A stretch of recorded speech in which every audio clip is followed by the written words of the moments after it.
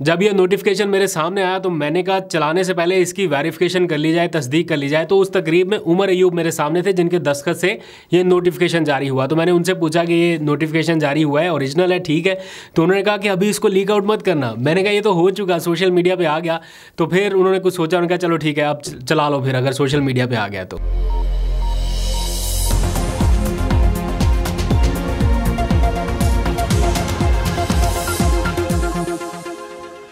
बिस्मिल्लाहिर्रहमानिर्रहीम, अस्सलाम वालेकुम। पाकिस्तान और दुनिया भर में देखने और सुनने वालों को अब्दुल कादिर का सलाम। आज के सियासी मंजरनामे से 2-3 अहम डेवलपमेंट है, कुछ कल भी होने जा रही हैं क्योंकि कल इस्लामाबाद में काफ़ी कुछ होने जा रहा है, काफ़ी हैपनिंग्स होंगी। लेकिन उससे पहले एक लेटेस्ट अपडेट आपको बता देता हूं कि पाकिस्तान तहरीक इंसाफ ने ऐलान कर रखा था कि 23 मार्च को उन्होंने जलसा करना है। जगह का ऐलान नहीं किया गया था, अब जगह भी बता दी गई है।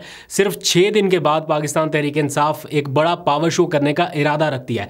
अभी इजाज़त मिलेगी नहीं मिलेगी, होगा नहीं होगा, वो बाद की बातें हैं, लेकिन वेन्यू डिसाइड कर लिया गया है और इस्लामाबाद में ये पावर शो करने का फैसला किया गया है। बाज़ाब्ता इसका ऐलान अभी नहीं हुआ, लेकिन मैंने शेर अफजल मरवत का ट्वीट देखा जिसमें उन्होंने बता दिया, और वो अमूमन ऐलान से पहले ही चीज़ बता देते हैं। तो शेर अफजल मरवत के ट्विटर अकाउंट के मुताबिक पाकिस्तान तहरीक इंसाफ 23 मार्च को इस्लामाबाद में एक बड़ा पावर शो करने जा रही है। उसके लिए डिप्टी कमिश्नर को बाज़ाब्ता दरख्वास्त दी जाएगी। क्या होगा वो फर्दर आपको अपडेट करूंगा, सिर्फ 6 ही दिन बाकी हैं।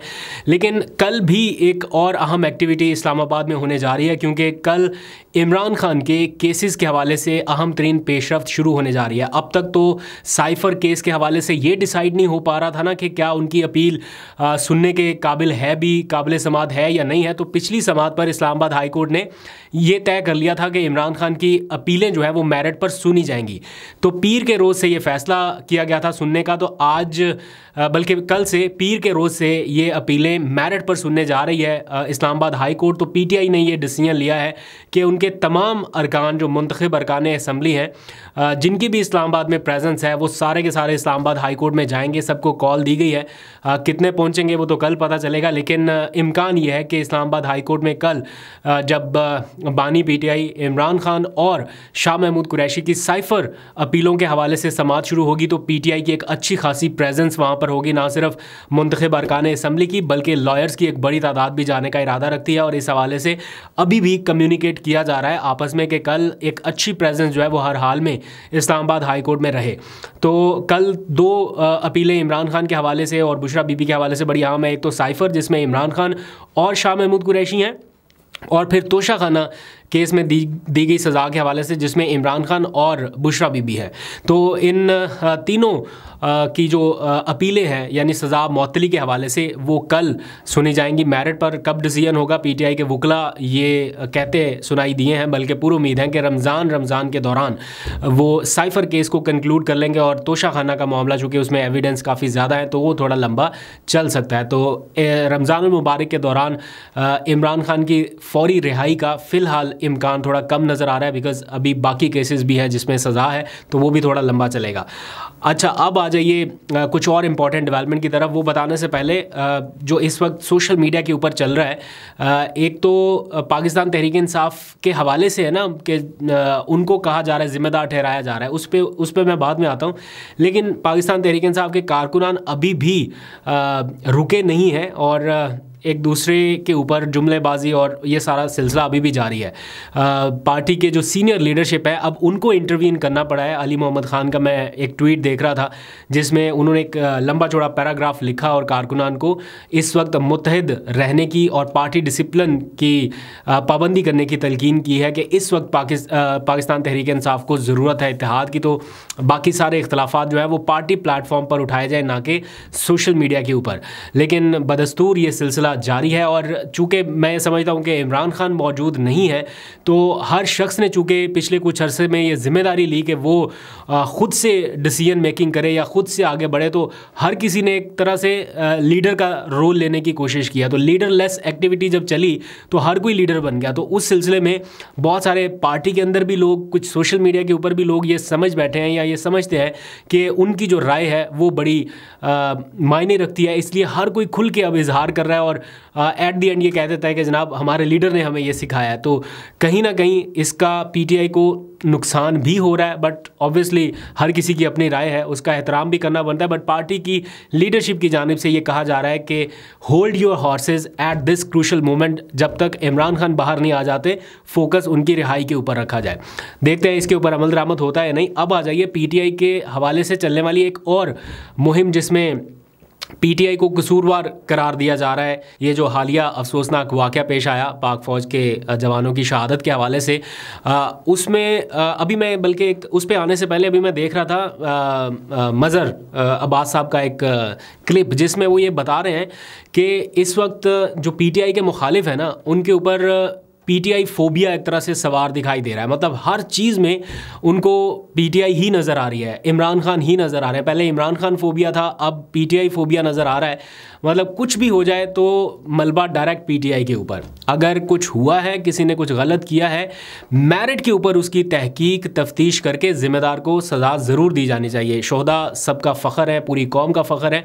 इस मामले में तो ज़ीरो टॉलरेंस होना चाहिए और किसी सूरत कुछ भी बर्दाश्त नहीं करना चाहिए। बट अगर बीच में कुछ ऐसी चीज़ें सुनने और देखने को मिले कि अभी मैं फॉर एग्ज़ाम्पल ये बता रहा हूँ कि इमरान खान ने गुज़िश्ता रात अली मोहम्मद ख़ान से जेल में मुलाकात की। उस मुलाकात के दौरान जो इमरान खान का मैसेज था, जो कि पब्लिश भी हुआ, जिसके हवाले से प्रेस रिलीज़ भी जारी की गई, उसमें उन्होंने ना सिर्फ इस अफसोसनाक वाक़े पर अफसोस का इजहार किया, बल्कि अली मोहम्मद ख़ान को ये तलकीन की कि सिक्योरिटी इदारों के साथ भरपूर ताउन किया जाए। बहुत अच्छी बात है, बड़ा अच्छा जेस्चर है।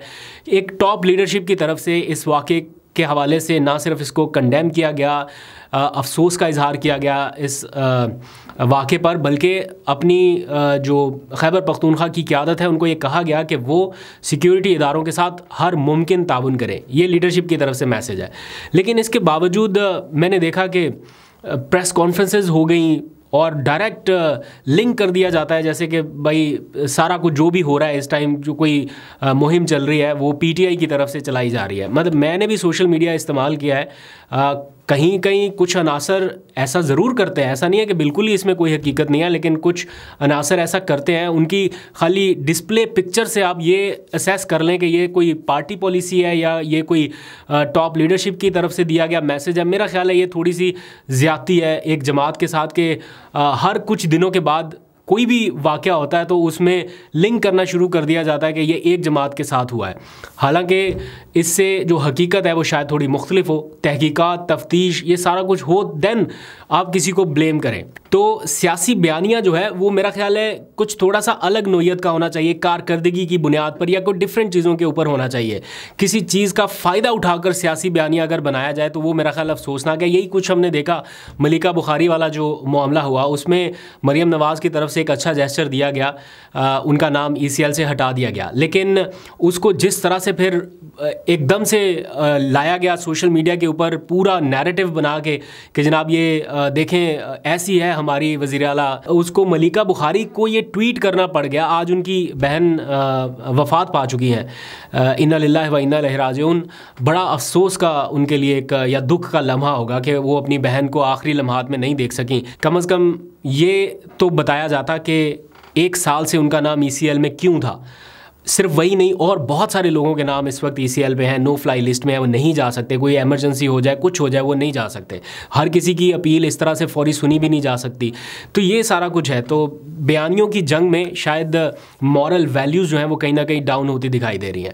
अच्छा, अब आ जाइए, ये पार्टी छोड़ के जाने वाले जो हैं उनमें से कुछ लोगों की वापसी का सिलसिला शुरू हुआ और पहला कतरा या पहला खिलाड़ी यूँ समझ लीजिए कि वापस आ गया पाकिस्तान तहरीक इंसाफ में। ये गुज़िश्ता रोज़ की खबर है।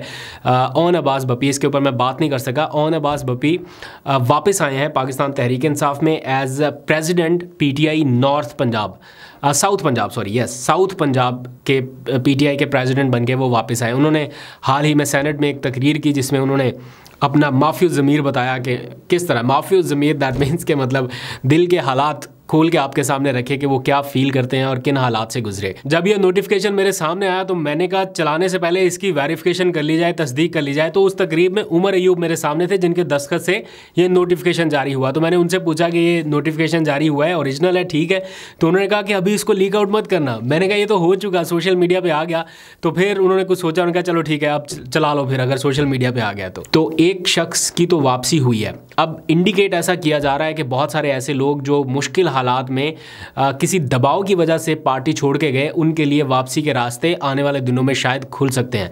इसमें पार्टी के जो लोग हैं उनका जिस तरह से अभी सोशल मीडिया के ऊपर डिफरेंट ओपिनियन नज़र आ रही है, हो सकता है बहुत सारे लोग बहुत ज़्यादा डिफरेंट ओपिनियन के साथ आएँ और इसको वो भी करें, काउंटर भी करें, या कि नहीं लेना चाहिए ऐसे लोगों को वापस। जैसे इमरान खान ने एक असूली फैसला किया था कि ऐसे लोगों को टिकट्स नहीं दिए जाएंगे, वो उसके ऊपर तो अमल दरामद हुआ, लेकिन उनकी पार्टी में वापसी ये सरासर इमरान खान का फैसला होगा अगर हुआ, और उनकी मर्ज़ी के बगैर मेरा नहीं ख्याल कि किसी को कोई ओहदा या वापसी होगी। और अगर इमरान खान की तरफ से सिग्नल मिला या उनका ये डिसीजन हुआ तो फिर मेरा ख्याल है पार्टी के बाकी लोग भी एक्सेप्ट करेंगे। आप लोग अपना फीडबैक ज़रूर दीजिएगा कि किन लोगों को वापस लाने की ज़रूरत है और किन लोगों से बिल्कुल छुटकारा पाने की ज़रूरत है। अच्छा हुआ कि वो इस मौके पर चले गए और उनका पार्टी में अब वापसी का कोई ऑप्शन नहीं होना चाहिए।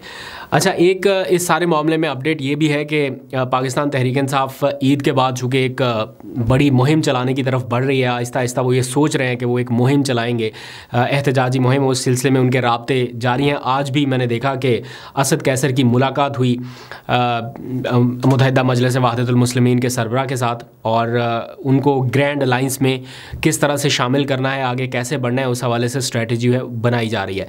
मौलाना फजलुर रहमान के ऊपर काफ़ी ज़्यादा डिपेंड कर रही है गेम कि वो अगर एहतजाज के लिए बाहर निकलते हैं ईद के बाद तो फिर हुकूमत के लिए मुश्किल होगी। लेकिन उससे पहले नवाज शरीफ साहब जाके मौलाना से मिल के एक हंसी मुस्कुराती तस्वीर हमने देखी हैं, तो वो हंसते मुस्कुराते विजुअल्स एक्सचेंज हो चुके हैं। तो उससे मुझे लग रहा है कि मौलाना शायद कायल हो जाएं टूवर्ड्स PMLN या वो राम कर लिए जाएं। लेकिन बाकी जमातें मिलके कैसी तहरीक चलाएंगे ये ईद के बाद पता चलेगा। ज़्यादा दिन नहीं है, बस मैक्सिमम 20-25 दिनों के बाद ही शुरू होगा ये खेल।